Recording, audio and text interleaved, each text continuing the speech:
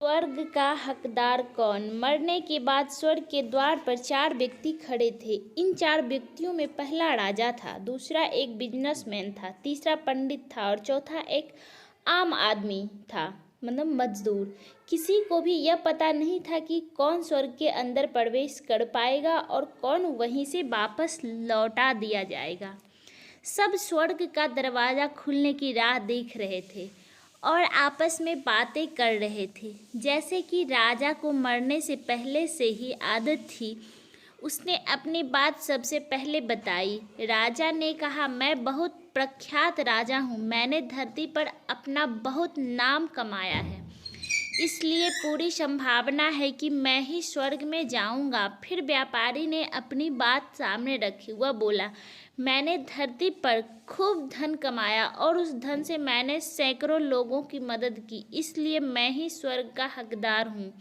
अब बारी थी पंडित की, तो पंडित ने मुंह खोला और सबको यह कहा, चाहे तुम जो सोच लो, लेकिन यह बात तो तय है कि स्वर्ग के दरवाजे खुलेंगे तो मेरे लिए ही। सब जानते हैं कि पंडित दिन रात भगवान को याद करते हैं, इसलिए स्वाभाविक है कि स्वर्ग में पंडित का स्वागत किया जाए।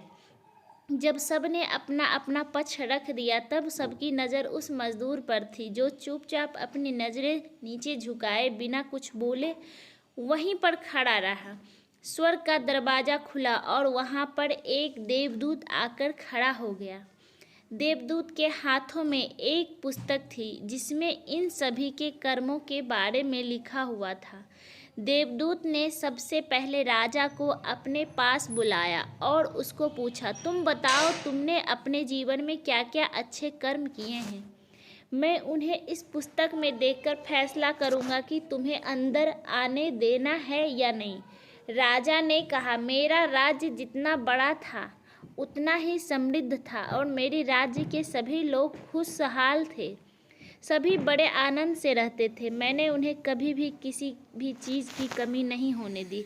यही मेरे अच्छे कर्म है। देवदूत ने अपने पुस्तक में देखा और देखने के बाद राजा से कहा, तुम सच बोलते हो, तुमने अपने राज्य की प्रजा को बहुत सुखी रखा था, लेकिन तुमने अपने राज्य की सीमा बढ़ाने के लिए जितने युद्ध किए थे, उन युद्ध की वजह से हजारों सैनिकों ने अपनी जान गंवा दी थी।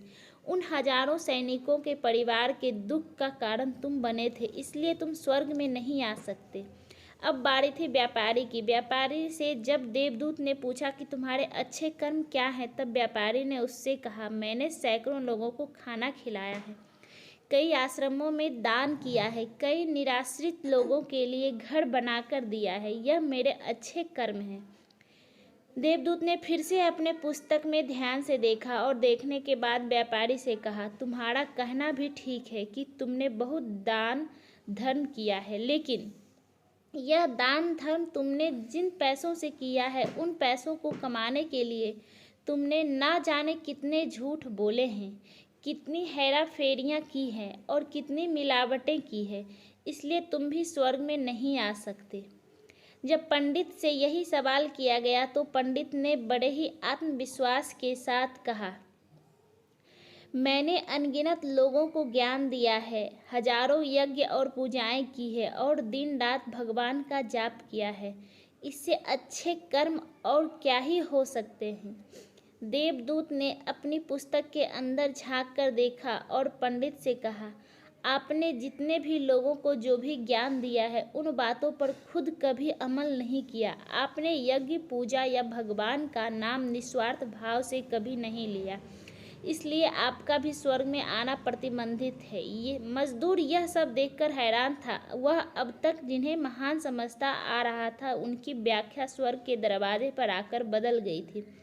धरती पर जिन कामों को अच्छा समझा जाता है, उनका यहाँ पर कोई मूल्य नहीं था। यमदूत ने जब इस मजदूर को अपने पास बुलाया और इससे पहले कि वह उससे उसके अच्छे कर्मों के बारे में पूछता, मजदूर बोल पड़ा, प्रभु, मैं जानता हूँ कि मैं भी स्वर्ग में आने के लायक नहीं हूँ, लेकिन मैं फिर भी एक बार बाहर से ही स्वर्ग को झाँक कर देखना चाहता हूँ। बस इससे ज़्यादा मेरी कोई इच्छा है ही नहीं क्योंकि ऐसी इच्छा पालने के लिए मैंने जीवन में कुछ भी नहीं किया है। मैं पूरा दिन मेहनत करता और जो भी पैसे कमाता उन्हें अपने परिवार के पालन पोषण में खर्च कर देता। इसलिए दान धर्म के लिए कुछ बचता ही नहीं। लोगों की भला मैं क्या सेवा करता, क्योंकि काम के बाद जो थोड़ा सा समय मिलता उसको अपने ही बूढ़े माँ बाप की सेवा में बिता देता। और यह सब करने के बाद मैं कभी कभी मंदिर भी चला जाता और भगवान से जैसा भी मुझे